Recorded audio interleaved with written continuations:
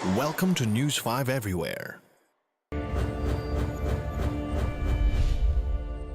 May makabagong babysitter na raw ang mga ipinapanganak na bata sa henerasyong ito at hindi ito tao. Ito ay ang mga touchscreen phone at tablet na kaagapay na raw ng ilang mga magulang sa pag-aalaga ng kanilang mga makukulit na anak. Kapag nagmamaktol kasi ang bata, bigyan lamang daw ito ng gadget, ay tatahimik na ito. Inalam ng reaksyon kung ano ang epekto nito sa mga batang nauuna pa raw matutong mag-swipe sa touchscreen kesa magsalita. Hindi pa man tuwid na nakapagsasalita at diretsyong nakapaglalakad, ang 9 na buwang gulang pa lamang noon na si Inigo ay una raw natutunan ang pag-swipe sa touchscreen tablet ni Mami Cheche. Nakakot na attention niya yung kulay, yung maraming color, yun lang. At saka yung kung ano yung nangyayari, na bakit nag-burst yung mga, pag tinatouch niya, siguro yun yung nakita ko siya, interesado siya. Ngayon lagpas 1 taon na si Inigo, nakikipagsabayan na rin siya sa kanyang mga kapatid sa paggamit ng tablet. At ang paborito raw ni Inigo sa mga application dito ay ang cartoon character na pusa at laro gamit ng isang piano. Dinatch niya na yung piano, nagsising siya kahit walang rhyme. So parang na-appreciate niya na pag may tugtog, kailangan kumanta. Kwento ni Mami Cheche, madalas ay naiinggit si Inigo sa kanyang mga ate at kuya, kaya madalas ay inaagaw niya ang mga iPad ng kapatid. Hiningi niya, nakita niya yung mga kapatid and then he wants to try it. Tsaka ako lang binibigay, pero yung lagi, na para lang maalam niya yung gamit, no naman hindi. Ayon sa isang pag-aaral na isnagawa ng Northwestern School of Communication, humigit kumulang 40% ng mga magulang sa Amerika ang gumagamit ng tablet o smartphone para aliwin ang kanilang mga anak. Kahit pa mahigit 50% sa mga magulang na ito ang nakakaintindi na may negatibong epekto ang paggamit ng mga mobile devices sa pisikal na aktibidad ng mga bata. Paliwanag ng eksperto, hindi inirerekomenda ang passive screen time para sa mga bata edad 2 pababa. Parang deprives them from other activities na mas madidevelop yung kanilang brain. Kasi ine-expose mo lang sila sa masyadong visual. Kasi pag toddler, that's the time when they become competent in terms of motor skills. Kailangan nila ng physical activity, kailangan nila ng interaction.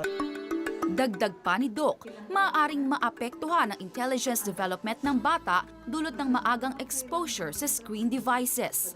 Kasi nga parang nasasanay lang sila na maging attentive sa ganitong mga visually stimulating materials. Kaya pagka binigyan mo na sila ng mga ordinary things that regularly facilitate their development, katulad ng books o kaya mga blocks, hindi na sila masyadong interested sa ganon. Hindi rin daw ito makakatulong sa language development ng bata, lalo't inilalayo rin daw ng mga screen devices ang bata sa pakikisalamuha sa ibang tao. Ang language development kasi mas nade-develop kung turn-taking, socially involved yung bata. Kaya sa iPad, o sa mga screen devices, tapos minsan hindi naman talaga sila masyadong involved doon sa language, but they are just really looking at the colors o yung bilis ng pag-change, o fascinated sila doon sa sound. Pero ibang kaso naman kung interactive media raw ang iyaharap sa bata. Ayon sa pag-aaral ng University of Wisconsin at Hollins University sa Estados Unidos, ito ay maaaring makatulong daw sa early learning ng bata. Ang mga tablet application gaya ng coloring, Little Reader at flashcards, paborito ni Zoe. At kahit 3 taon lamang ang bata, kabisado niya kung paano i-unlock, hanapin ang gusto niyang application at paglaruan ng iPad ng kanyang mommy na si Jen. Makita lang niya yung ginagawa mo, ano yung pinipindot mo, gagawin na niya yon. Una binili yan dahil nga nakita ko noon yung nagdududel-dudel siya doon. Tuwan-tuwa siya na nagkikreyon siya, na ginagano niya yung screen. Good answer. I hold it. Click on. May mga sets of questionnaire doon eh. Either yun nga, identify mo yung object, ano siya, Tapos anong size niya, ang bilis ng pick up niya. Sagot niya lahat. Tapos yung, di ba, pwede mo siyang i-repeat niya kung paano sinasabi yung ipopronounce yung isang salita. Para makatulong sa development ng isang bata, maaaring gamitin ng mga touchscreen device bilang teaching tool ng magulang. You can download problems. For example, in math, you want to let your kids learn more about math. Then, mag-download ka doon, di ba? So, ma-enhance yung kanilang intellectual abilities. They can create new ideas out of those, most especially in music, in arts, in creating something. Perhaps they can get something from that, ano? And then, yung language ability, spelling, vocabulary, okay, magandang gamitin yan sa mga early stages.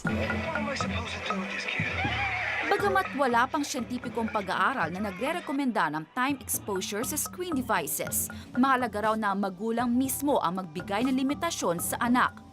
Responsibilidad din nila ang pagpili ng mga application para sa bata at maaari pang maging bonding time ng magulang at anak ang paggamit ng mga ito.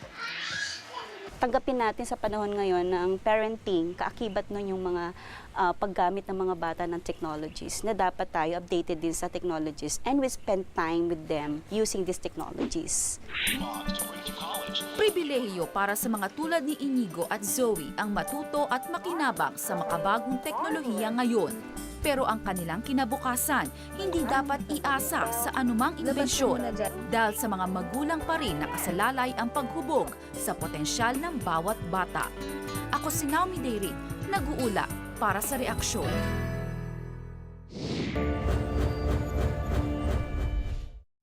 Be sure to come back. News 5 everywhere. Copyright 2013.